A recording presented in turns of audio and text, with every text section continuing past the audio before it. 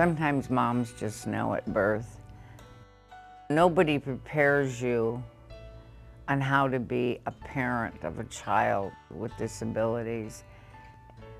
After Jason's father was killed tragically in he was a fighter pilot in a jet crash, it was just Jason and I, and let's take on the world, shall we? I'm the mother of a son who has been in special ed since he was 4 years old. He's now 32. And I became very familiar with special ed services in a variety of states because my ex-husband was in the Air Force and we moved over and over and over. When my son was first diagnosed with a disability, we were extremely lucky. My ex-husband was at the Pentagon, and so we had access to Bethesda, Andrews Air Force Base.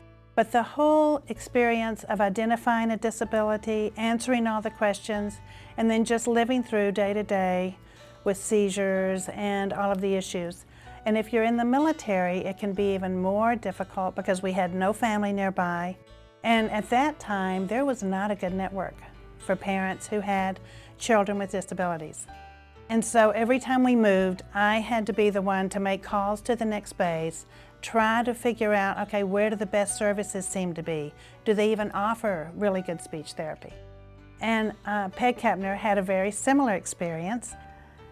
And it dawned on us recently, we were talking about how we never got any services for our kids. And I said, here's a new mission for the center, ACDL. We have a humongous base in Tucson. Let's start there.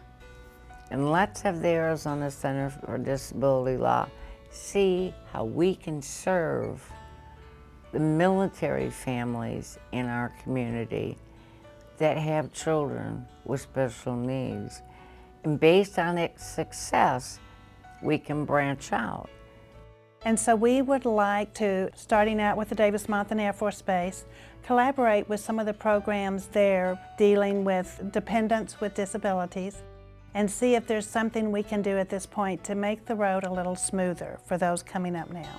We want to start letting the military know that, hey, the Arizona Center for Disability Law is here for you. What can we do for you? What can we do to help your child through the educational process? What can we do to help you receive the services you require? And it just makes me feel good to think that that's something we can do for others.